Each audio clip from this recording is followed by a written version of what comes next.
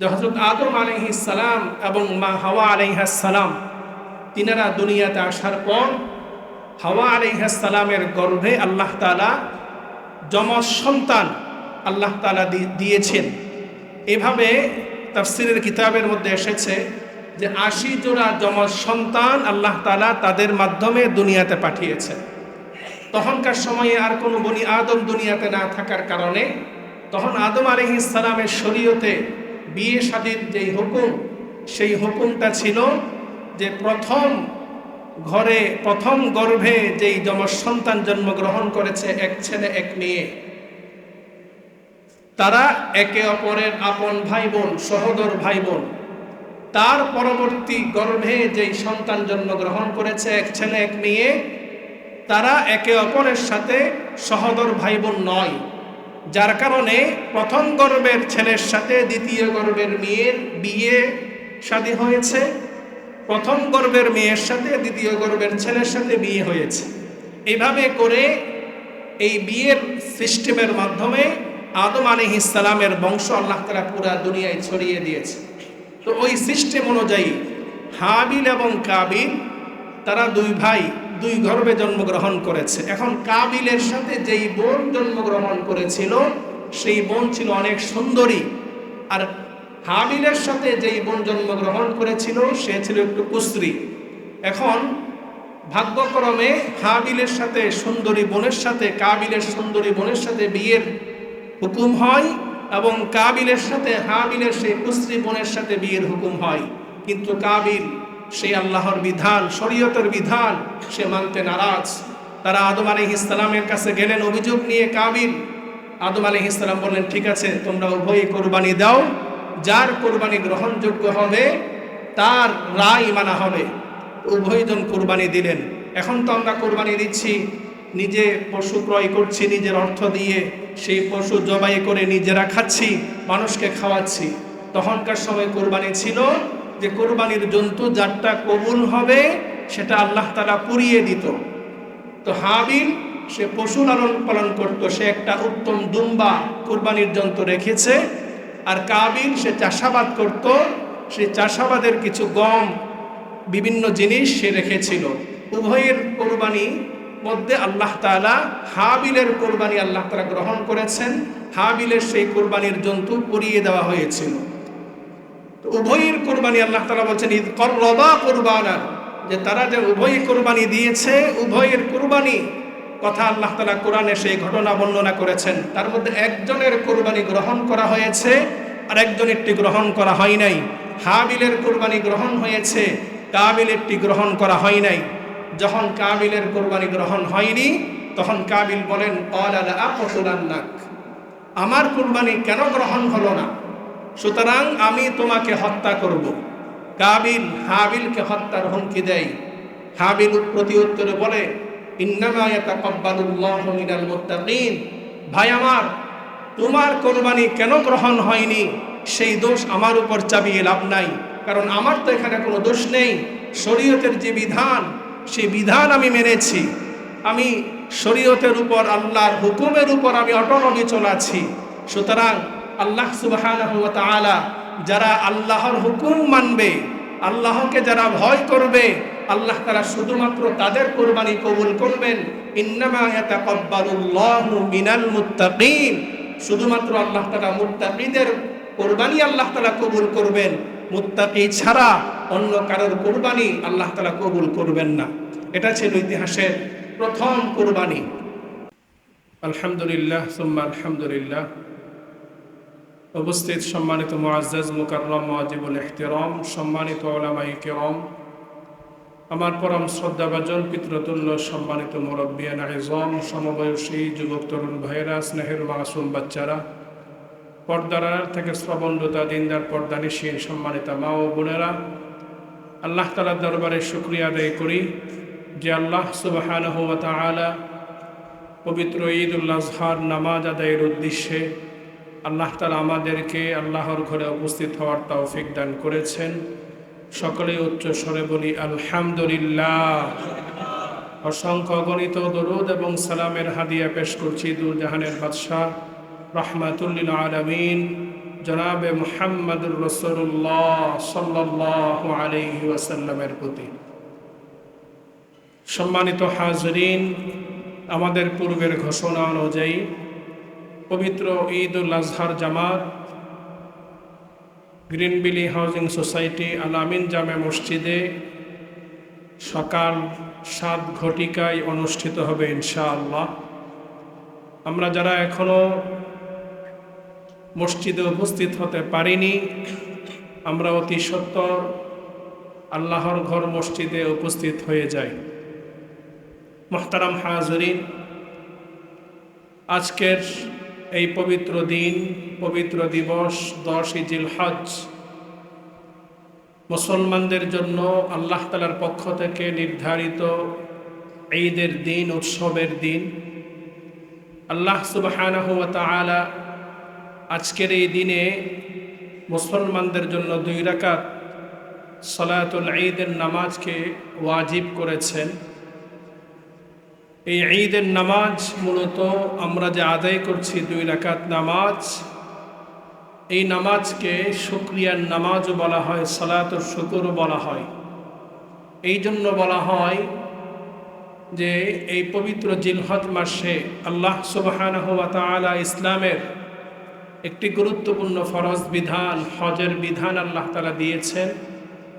এই হজের বিধান আল্লাহ তাআলা যে আদায় করার তৌফিক দিয়েছেন, মুসলমানরা যে আল্লাহ তাআলার এই মহান হুকুম আদায় করতে পেরেছে, ইবাদত করতে পেরেছে, সেই জন্য শুকরিয়া হিসাবে আল্লাহ তাআলার দরবারে 2 রাকাত নামাজ আদায় করবে। এবং আরেকটি গুরুত্বপূর্ণ বিধান কোরবানির বিধান আল্লাহ তাআলা দিয়েছেন।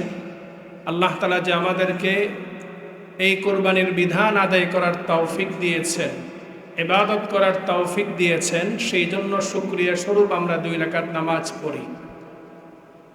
মুসলমান মুমিন যখন আল্লাহ তাআলার গোলামি করে, ইবাদত করে, নেক আমল করে, তখন মুমিন সে আনন্দিত হয়, খুশি হয়।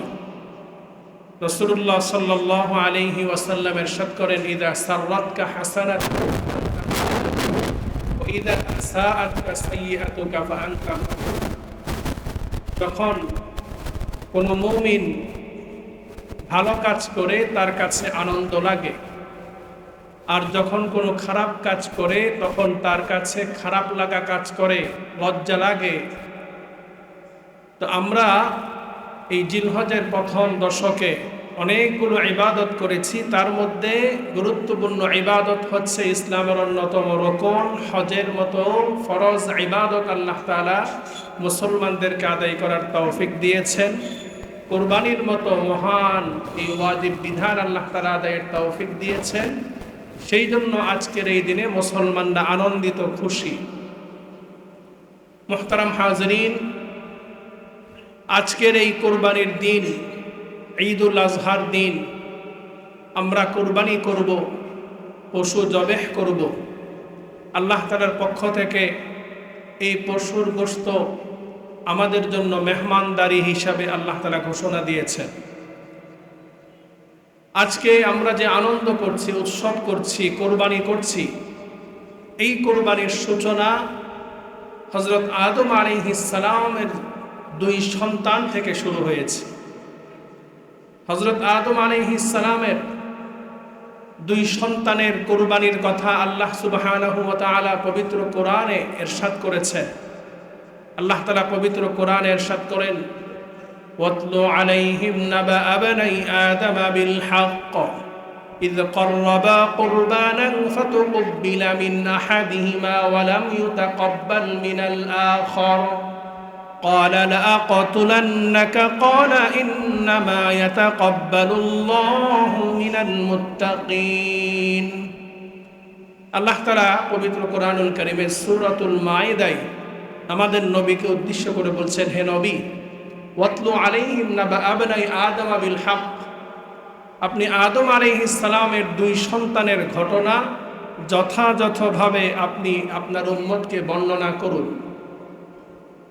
আল্লাহ সুবহানাহু ওয়া তাআলা আমাদের নবীকে যথাযথভাবে এই ঘটনা বর্ণনা করার কথা আল্লাহ তাআলা বলেছেন এটার দ্বারা উদ্দেশ্য এই নয় যে আমাদের নবী ঘটনা কোনো বেশকম করবেন, ঘটনার ক্ষেত্রে কোনো সত্য মিথ্যার সংমিশ্রণ করবেন, এই উদ্দেশ্যে নয়।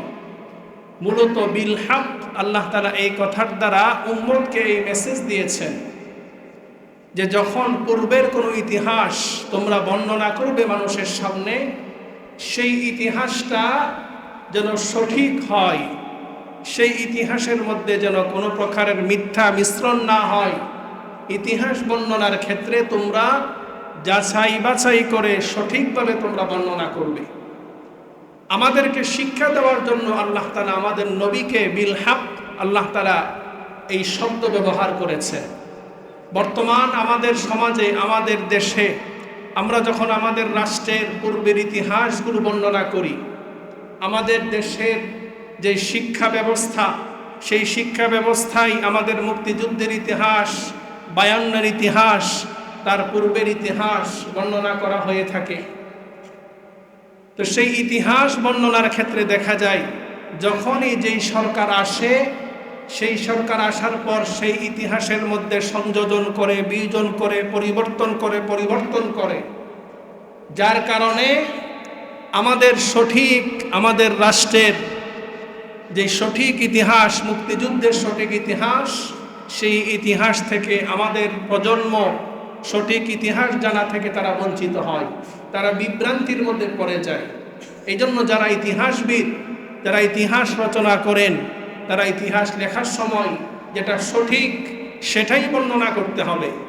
আমাদের রাষ্ট্রে, আমাদের শিক্ষা ব্যবস্থায়, আমাদের রাষ্ট্রের প্রথম যেই মূল ভিত্তি, সর্বপ্রথম ইংরেজদের হাত থেকে যখন এই ভারতবর্ষ মুক্তি পেয়েছে 1947 সাল, এই 1947-এর আগে এই ভারতবর্ষে ইংরেজরা যে শাসন করেছে, ভারতবর্ষের মুসলমানদের উপর, ভারতবর্ষের মানুষদের উপর যে তারা জুলুম নির্যাতন করেছে, সেই জুলুম নির্যাতনের বিরুদ্ধে যারা সবচাইতে বেশি, যাদের বেশি অবদান, যারা জান মাল দিয়ে ইংরেজদের বিরুদ্ধে লড়াই করেছে, তাদের সর্বপ্রথম তাদের মধ্যে ওলামাই দেওবন্দ, ওলামাই কেরাম সবচাইতে বেশি ইংরেজদের বিরুদ্ধে লড়াই করেছে।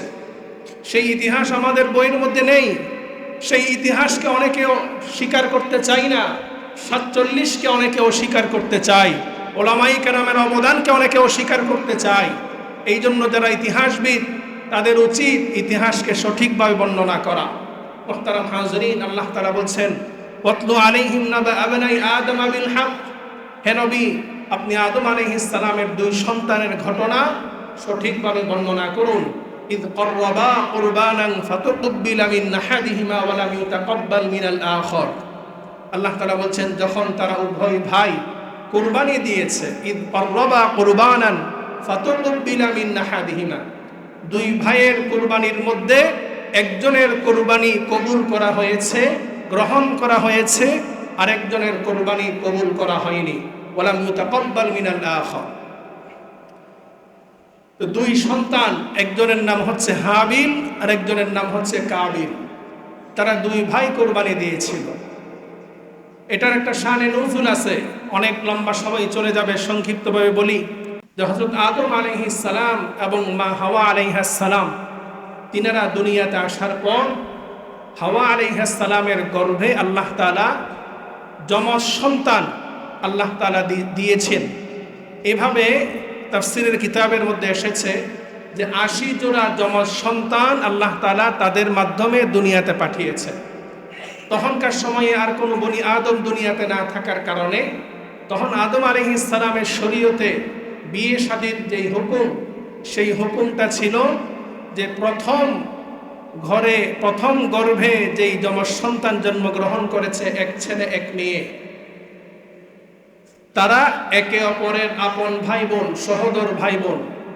তার পরবর্তী গর্ভে যেই সন্তান জন্মগ্রহণ করেছে, এক ছেলে এক মেয়ে, তারা একে অপরের সাথে সহোদর ভাই বোন নয়।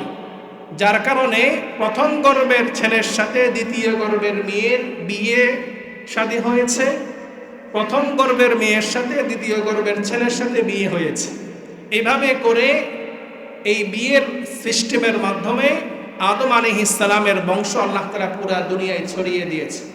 তো ওই সিস্টেম অনুযায়ী হাবিল এবং কাবিল তারা দুই ভাই দুই গর্ভে জন্মগ্রহণ করেছে। এখন কাবিলের সাথে যেই বোন জন্মগ্রহণ করেছিল সেই বোন ছিল অনেক সুন্দরী, আর হাবিলের সাথে যেই বোন জন্মগ্রহণ করেছিল সে ছিল একটু কুশ্রী।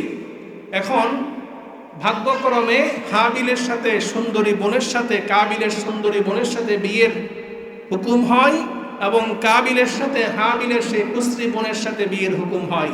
কিন্তু কাবিল সেই আল্লাহর বিধান, শরীয়তের বিধান সে মানতে নারাজ। তারা আদম আলাইহিস সালামের কাছে গেলেন অভিযোগ নিয়ে। কাবিল আদম আলাইহিস সালাম বললেন, ঠিক আছে তোমরা উভয়ই কোরবানি দাও, যার কোরবানি গ্রহণযোগ্য হবে তার রায় মানা হবে। উভয়জন কোরবানি দিলেন। এখন তো আমরা কোরবানি দিচ্ছি, নিজে পশু ক্রয় করছি নিজের অর্থ দিয়ে, সেই পশু জবাই করে নিজেরা খাচ্ছি, মানুষকে খাওয়াচ্ছি। তখনকার সময় কোরবানি ছিল যে কোরবানির জন্তু যারটা কবুল হবে সেটা আল্লাহ তাআলা পুড়িয়ে দিত। তো হাবিল সে পশু লালন পালন করত, সে একটা উত্তম দুম্বা কোরবানির জন্তু রেখেছে। আর কাবিল সে চাষাবাদ করত, সেই চাষাবাদের কিছু গম বিভিন্ন জিনিস সে রেখেছিল। উভয়ের কোরবানি মধ্যে আল্লাহ তাআলা হাবিলের কোরবানি আল্লাহ তাআলা গ্রহণ করেছেন। হাবিলের সেই কোরবানির জন্তু পুড়িয়ে দেওয়া হয়েছিল। তো উভয়ের কোরবানি আল্লাহ তাআলা বলছেন ঈদ করবা কুরবানা, যে তারা যে উভয় কোরবানি দিয়েছে, উভয়ের কোরবানি কথা আল্লাহ তাআলা কোরআনে সেই ঘটনা বর্ণনা করেছেন। তার মধ্যে একজনের কোরবানি গ্রহণ করা হয়েছে আর একজনেরটি গ্রহণ করা হয় নাই। হাবিলের কোরবানি গ্রহণ হয়েছে, কাবিলেরটি গ্রহণ করা হয় নাই। যখন কাবিলের কোরবানি গ্রহণ হয়নি তখন কাবিল বলেন, ক্বালা লা আকতুলান্নাক, আমার কোরবানি কেন গ্রহণ হলো না, সুতরাং আমি তোমাকে হত্যা করব। কাবিল হাবিলকে হত্যার হুমকি দেয়। হাবিল প্রতি উত্তরে বলে, ইন্নামা ইয়াতাকাব্বালুল্লাহু মিনাল মুত্তাকিন, ভাই আমার তোমার কোরবানি কেন গ্রহণ হয়নি সেই দোষ আমার উপর চাপিয়ে লাভ নাই, কারণ আমার তো এখানে কোনো দোষ নেই। শরীয়তের যে বিধান সেই বিধান আমি মেনেছি, আমি শরীয়তের উপর আল্লাহর হুকুমের উপর আমি অটল অবিচল আছি। সুতরাং আল্লাহ সুবহানাহু ওয়া তাআলা যারা আল্লাহর হুকুম মানবে, আল্লাহকে যারা ভয় করবে, আল্লাহ তাআলা শুধুমাত্র তাদের কোরবানি কবুল করবেন। ইন্নামা ইয়াতাকাব্বালুল্লাহু মিনাল মুত্তাকিন, শুধুমাত্র আল্লাহ তাআলা মুত্তাকিদের কোরবানি আল্লাহ তাআলা কবুল করবেন, মুত্তাকি ছাড়া অন্য কারোর কোরবানি আল্লাহ তাআলা কবুল করবেন না। এটা ছিল ইতিহাসের প্রথম কোরবানি। আমরা যে কোরবানি করছি এখন, সেই কোরবানি এসেছে হযরত ইব্রাহিম আলাইহিস সালাম এবং হযরত ইসমাঈল আলাইহিস সালামের কোরবানির মাধ্যমে। আল্লাহ তাআলা কোরআনে তাদের কোরবানির কথা বর্ণনা করেছেন। ফালাম্মা আসলামা ওয়া তাল্লাহু লিল জাবিন ওয়া নাদাইনাহু ইয়া ইব্রাহিম। আল্লাহ সুবহানাহু ওয়া তাআলা ইব্রাহিম আলাইহিস সালামকে 90 বছর বয়সে একটি পুত্র সন্তান দিয়েছেন। আল্লাহর কাছে অনেক চাওয়ার পর আল্লাহ তাআলা দিয়েছিলেন ইসমাঈল আলাইহিস সালামকে। যখন ইসমাঈল আলাইহিস সালাম তিনি যখন প্রাপ্তবয়স্ক হলেন, তিনি যখন বুঝের হলেন, 13 বছর বয়স হলো, আল্লাহ তাআলার পক্ষ থেকে ইব্রাহিম আলাইহিস সালামকে স্বপ্ন দেখানো হলো যে আপনি আপনার প্রিয় বস্তুকে আপনি কোরবানি করুন। ইব্রাহিম আলাইহিস সালাম প্রথম দিন তিনি 70টি উট কোরবানি দিলেন। দ্বিতীয় দিন আবার স্বপ্নে দেখানো হলো, তিনি আবারও 70টি উট কোরবানি দিলেন। তৃতীয় দিন আবার স্বপ্ন দেখানো হলো, আপনি আপনার প্রিয় বস্তু কোরবানি করুন। ইব্রাহিম আলাইহিস সালাম তিনি বুঝতে পারলেন যে পৃথিবীতে আমার সবচাইতে প্রিয় বস্তু হলো আমার সন্তান। আল্লাহর পক্ষ থেকে আদেশ এসেছে যে আমার প্রিয় বস্তুকে কোরবানি করতে হবে। আল্লাহর আদেশ যখন এসেছে সেখানে আর কোনো প্রশ্ন করার সুযোগ নেই, সেখানে কোনো ওজর আপত্তি জানানোর সুযোগ নেই। ইব্রাহিম আলাইহিস সালাম নিজের 90 বছর বয়সে একমাত্র সন্তান, আদরের সন্তান, কলিজার টুকরা সন্তান ইসমাঈল আলাইহিস সালামকে কোরবানি করার জন্য তিনি প্রস্তুত হয়ে যান। ইসমাঈল আলাইহিস সালামকে যখন বললেন যে হে সন্তান, আমি তো স্বপ্ন দেখেছি যে আমি ইন্নী আরা ফিল মানাম, আল্লাহ তাআলা কোরআনে বলছেন ইন্নী আরা ফিল মানাম আন্নী আযবাহুকা, যে আমি স্বপ্ন দেখেছি আমি তোমাকে জবেহ করছি, কোরবানি করছি। তোমার কি রায়?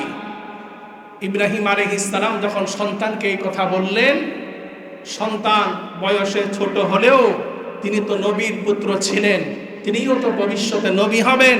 আল্লাহ তাআলা তাকে সেই ইলম দান করেছেন, সেই জ্ঞান দান করেছেন। ইসমাঈল আলাইহিস সালাম পিতার এই কথা শুনে তিনি সাথে সাথে বললেন, ক্বালা ইয়া আবাতি ফাআল মা তু'মার, হে পিতা, আল্লাহর পক্ষ থেকে আপনাকে যে আদেশ করা হয়েছে আপনি আল্লাহর আদেশ বাস্তবায়ন করুন। সুবহানাল্লাহ। আল্লাহর আদেশের সামনে ইব্রাহিম আলাইহিস সালাম কোনো সওয়াল করেননি। আল্লাহর আদেশের সামনে ইসমাঈল আলাইহিস সালাম কোনো সওয়াল করেননি।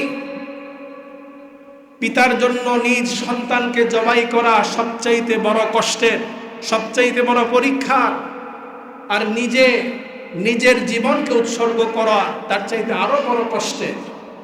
আল্লাহর আদেশ যখন এসেছে তখন নিজের জীবনকে উৎসর্গ করার জন্য ইসমাঈল আলাইহিস সালাম প্রস্তুত।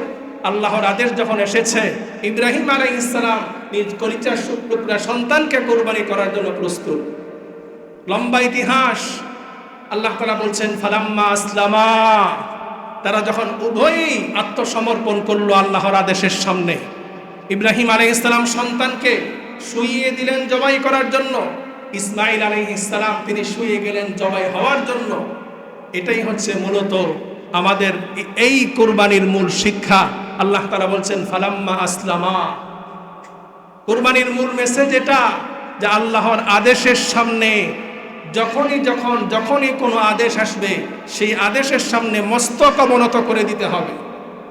এটাই হচ্ছে কুরবানির মূল শিক্ষা। মুহতারাম হাজিরিন, আমরা যে কুরবানি করছি সেই দিন ইব্রাহিম আলাইহিস সালাম ইসমাঈল আলাইহিস সালামকে যখন কুরবানি করার জন্য প্রস্তুত, আল্লাহর পক্ষ থেকে জিবরাইল আমিনের মাধ্যমে সেই দিন জান্নাতি দুম্বা উপস্থিত করা হয়েছে। সেই জান্নাতি দুম্বাকে কুরবানি করা হয়েছে। সেই দিন থেকে আজ পর্যন্ত কিয়ামত পর্যন্ত এই কুরবানির বিধান আল্লাহ তাআলা ইব্রাহিম আলাইহিস সালামের স্মারক হিসাবে আল্লাহ তাআলা মুসলমানদের জন্য ওয়াজিব করে দিয়েছে। মুহতারাম হাজিরিন, সময় হয়ে গিয়েছে। আজকের এই দিনে আমরা সবাই কোরবানি করব না, হয়তোবা অধিকাংশ কোরবানি করব, অনেকে আছে আমরা কোরবানি করছি না। তো আমরা যারা কোরবানি করছি না তাদের জন্য আল্লাহ তাআলার পক্ষ থেকে মেহমানদারি। যারা কোরবানি করব, একটা বিষয় আমি ক্লিয়ার করি, সেটা হচ্ছে আমরা গরু জবাই করার সময় আমরা যারা জবাই করেন তাদের হাতে আমরা নাম দিই, লিস্ট দিই, হুজুর অমুক অমুক অমুক অমুকের নামে কোরবানি। এটা যদিও বা আমাদের বলার ক্ষেত্রে ভুল, নিয়তের ক্ষেত্রে ভুলটা হয় না, মূলত বলার ক্ষেত্রেও যেন ভুলটা না হয়। বলার ক্ষেত্রে আমাদেরকে বলতে হবে যে আব্দুল্লাহ, আব্দুস সামাদ, আব্দুর রহিম অমুক অমুকের পক্ষ থেকে কোরবানি, অমুক অমুকের নামে নয়। কোরবানি হবে একমাত্র আল্লাহর নামে। কোরবানি হবে একমাত্র কার নামে? আল্লাহর নামে। বিসমিল্লাহি আল্লাহু আকবার, আল্লাহর নামে কোরবানি হবে আমাদের পক্ষ থেকে। তো সুতরাং আমরা যখন আল্লাহর নামে কোরবানি করলাম, আল্লাহর রাহে যখন এই পশু উৎসর্গ করলাম, মূলত এটার মালিকানা তখন আর আমার থাকে না, এটার মালিকানা তখন আল্লাহর হয়ে যায়। আল্লাহ তাআলা চাইলে এই বিধান দিতে পারতেন যে আমার নামে যেই পশু তুমি কোরবানি করেছো সেই পশু তুমি সম্পূর্ণ সদকা করে দাও। এই বিধান আল্লাহ তাআলা দিতে পারতেন কিনা? কথা বলেন, আল্লাহর সেই ক্ষমতা ছিল কিনা? আল্লাহ তাআলা চাইলে সেই বিধান দিতে পারতেন, কিন্তু আল্লাহ তাআলা দেননি। আল্লাহ তাআলা রহমানুর রহিম। আল্লাহ তাআলা এই দিন যারা কোরবানি দাতা তাদের জন্য এই গোশত আল্লাহ তাআলা খাওয়ার বিধান দিয়েছেন। আল্লাহর পক্ষ থেকে এটা মেহমানদারি। ঠিক তেমনি ভাবে যারা কোরবানি দিচ্ছে না তাদেরকেও আল্লাহর পক্ষ থেকে মেহমানদারি করানো কোরবানি দাতাদের দায়িত্ব। একটা বিষয় আমাদেরকে বুঝতে হবে, কোরবানি দাতা যারা আছি তারা যদি মনে করি যে কোরবানির এই জন্তু আমি আমার টাকা দিয়ে ক্রয় করেছি, এটার মালিক আমি, সুতরাং যা মনে চাই তা আমি করব, তাহলে বুঝতে হবে আপনার নিয়তের মধ্যে ভুল আছে। আপনার মনকে আগে ফ্রেশ করুন, মনকে এই বুঝ দিতে হবে এই কোরবানি যখন আমি আল্লাহর নামে জবাই করেছি এটার মালিকানা আর আমি নয়, এটার মালিকানা আল্লাহর পক্ষে চলে গিয়েছে। সুতরাং আল্লাহ এটার মালিক, আমি আল্লাহর পক্ষ থেকে নিজে মেহমান হিসাবে এটার গোশত খাচ্ছি এবং অপরকে খাওয়াচ্ছি। এই জন্য আমার আশেপাশে অনেক মানুষ আছে যারা কোরবানি করছেন না, কিন্তু এমন অনেক আছে যারা কোরবানির দিন আমার ঘরে এসে ভিক্ষাও চাচ্ছেন না, বা কোরবানি যে করে নাই সেই কথাটাও আমাকে জানাচ্ছেন না। আল্লাহ তাআলা কোরআনে বলেন, ফাকুলু মিনহা ওয়া আতইমুল কানিআ ওয়াল মু'তাররা, যে কোরবানির গোশত তোমরা নিজেরা খাও, এবং যারা কানিআ বলা হয় এমন অভাবী, যারা মানুষের কাছে হাত পাতে না, মানুষের কাছে চাই না, তাদেরকে বলা হয় কানিআ। আল্লাহ তাআলা প্রথমে কানিআর কথা বলেছেন। আমাদের সমাজে, আমাদের বিল্ডিংয়ে, আমাদের সোসাইটিতে, আমাদের আশপাশে এমন অনেক মানুষ আছে যারা কোরবানি দিচ্ছেন না অভাবের কারণে, কিন্তু আমাদের দুয়ারে এসে হাতও পাততে পারছেন না। তাদের দিকে আগে বেশি খেয়াল করব। আল্লাহ তাআলা আমাদের সকলকে তৌফিক দান করুক। এবং যারা অভাবী তাদেরকেও আমরা দান করব। কোরবানির গোশত নিজেরা খাবো, মুসলমানদেরকে খাওয়াবো। এই কোরবানির গোশত নিয়ে, কোরবানির জন্তু নিয়ে কোনো অহংকার থাকবে না। আল্লাহ তাআলা এই কোরবানির মাধ্যমে আল্লাহ তাআলা যেন আমাদের নফসের খায়সাতের কোরবানি করতে পারে, আল্লাহ তাআলা তৌফিক দান করুক। মুহতারাম হাজিরিন, আরেকটা বিষয় হচ্ছে কোরবানির চামড়া। কোরবানির চামড়ার বিধান হচ্ছে আপনি চাইলে নিজে কোরবানির চামড়া নিজে ব্যবহার করতে পারেন, আর যদি নিজে ব্যবহার না করেন তাহলে কোরবানির চামড়া উত্তম হচ্ছে সম্পূর্ণ সদকা করে দেওয়া। ফিকহের কিতাবের মধ্যে এসেছে যে কোরবানির চামড়া বিক্রি করাটা মাকরুহ। বিক্রি করলে করতে পারেন, কিন্তু বিক্রি করাটা মাকরুহ বলা হয়েছে। যদি কেউ বিক্রি করে, সেই বিক্রির যে অর্থ, যে টাকাটা পাবে, হুবহু ওই টাকার নোট সম্পূর্ণ সদকা করে দিতে হবে। ওইটা লড়াচড়া করার কোনো সুযোগ নেই। এই জন্য কোরবানির চামড়ার ক্ষেত্রে সবচাইতে উত্তম হচ্ছে যে সকল মাদ্রাসাগুলোর মধ্যে লিল্লাহ বোর্ডিং আছে, গরিব এতিম মিসকিন ছাত্ররা যারা সেখানে পড়ালেখা করে কোরআন হাদিসের শিক্ষা অর্জন করছে, তাদের জন্য সদকা করে দেওয়া।